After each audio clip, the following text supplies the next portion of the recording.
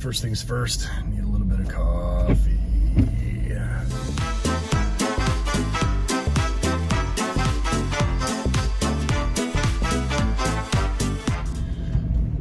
All right.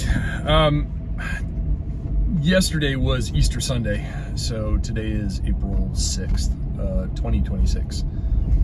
And I had the opportunity to preach at a church here in Northeast Oklahoma, kind of as a pulpit supply.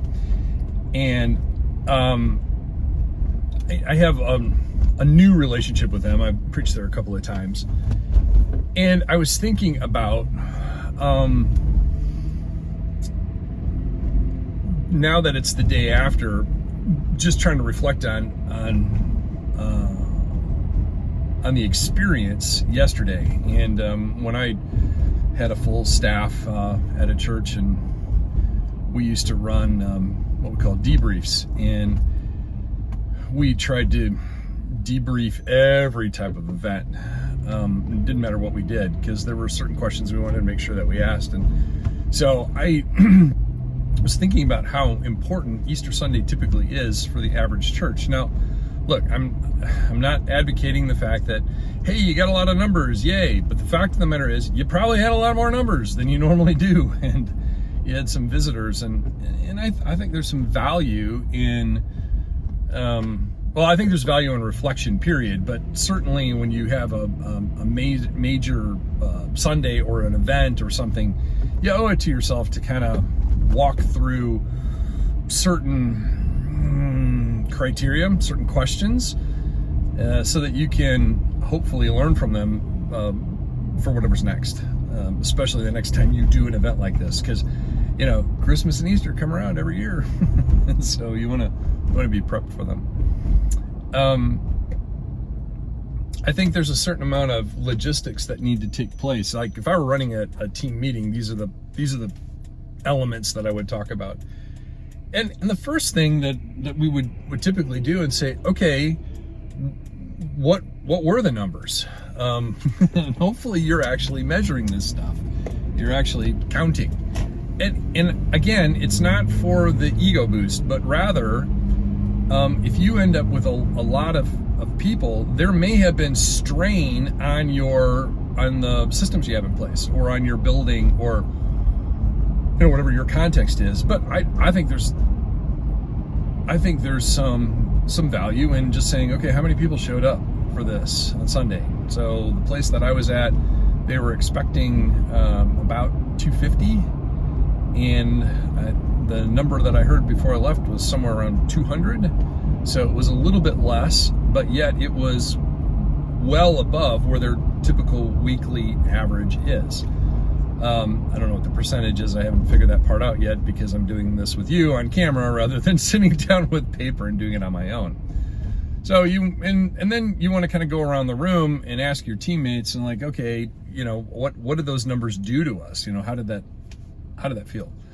Especially kids ministry, that one, because they're typically in a different part of the building, you don't necessarily see what kind of impact numbers have on them. So that's a great question to ask. And then there's three questions that we always tried to ask, and all of our team members knew they were coming, and so they needed to have answers. And the first question is, what went right? Start on a positive. Ask the question, what went right on Sunday? What'd you see? And I think that some of what I had discussed with the people that were at the church, the worship team, sorry, it's Monday. I think they appreciated just a simple order of service, which I had worked with the church secretary to kind of develop, and that seemed to be a very good thing that helped make the morning go better. I think I can say that. I'm just kind of running through it in my head, but that went right. So I thought that was positive.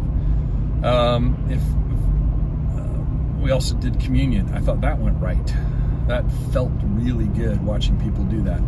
This particular congregation hadn't had communion in quite some time, and you could tell that it was meaningful for them, and I was grateful for that. So what went right? And you kind of go around the room, and everybody probably ought to have an answer. Second, oh, by the way, this works even if it's just you and your wife, right? I mean, it's you and your spouse, or you and your church secretary. It doesn't matter. Whoever you consider to be on your team, you can walk these questions with them. So what went right? Here's the second question. What needs improvement? Now, quick kind of contextual statement here. The wording you use is really important. You could say what went wrong, but that's problem focused. What needs improvement is solution focused. And that, it sounds silly, but I am telling you, it absolutely changes how your team processes problems, right? So what needs improvement? And actually, my wife and I, as we were traveling back from this preaching engagement yesterday, we did a little bit of this, and we noted, here's 2 or 3 places that we could tell that they're going to be quick wins, that they weren't, major things that are going to ruffle a whole lot of feathers or anything like that. But just some quick wins where it would improve that church's experience altogether, and not require major amounts of human capital or financial capital, or just some quick wins. So what needs improvement is an important question. And I will tell you, as a church planner, that question alone saved us more times than I can count. We wanted to make sure that nothing was a sacred cow, including my preaching. As far as I'm concerned, that goes on the table too. There's anything that could be improved with that. Pastor, you've been going 47 minutes the last 3 or 4. Look, in today's environment, 47 minutes is a long time for people to pay attention. Now, your mileage may vary, but the mind can only absorb what the seat can endure. So, pastors, you need to be strategic about that. But do you have somebody on your team who will tell you the truth about it? That's really important. So, question number 2, what needs improvement? And lead pastor, your game. Yep, your game too. Here's the third and final question, and I think it's the one that is the most important out of all of them, is where was the God moment? And there are probably better ways of saying that, but where did you see God active or moving in your church on that Sunday morning? And here's why I think it's important. And there's a good chance you're not going to like this, but that's okay. If you don't have a God moment, if you're not seeing God working in your church, what are you doing?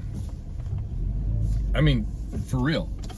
What is it you're doing? Because church is especially Sunday worship service, about an encounter with the living God. So, and I'm not saying, are you praying for God to show up? God's always everywhere. If you're Wesleyan Arminian like I am, you believe in prevenient grace, and you think that God is always active everywhere. There's no place where he isn't active in some way, shape, or form. But apply that same question to your church. Where was he active in your church on Sunday? And if you're hearing crickets, that's a problem. And that's the major thing that you need improvement. And I'll probably do something separate on that another day, but I think this is really, really important. Are you debriefing your Sunday experience, especially like an Easter Sunday? So do the logistics, who showed up, how many, check your offering if you need to, but then you walk through the important questions. What went right? What needs improvement? And where was God in all of this? That's the most important one. So chew on that a little bit, grab your team, walk through them, see what you learn. Grace and peace.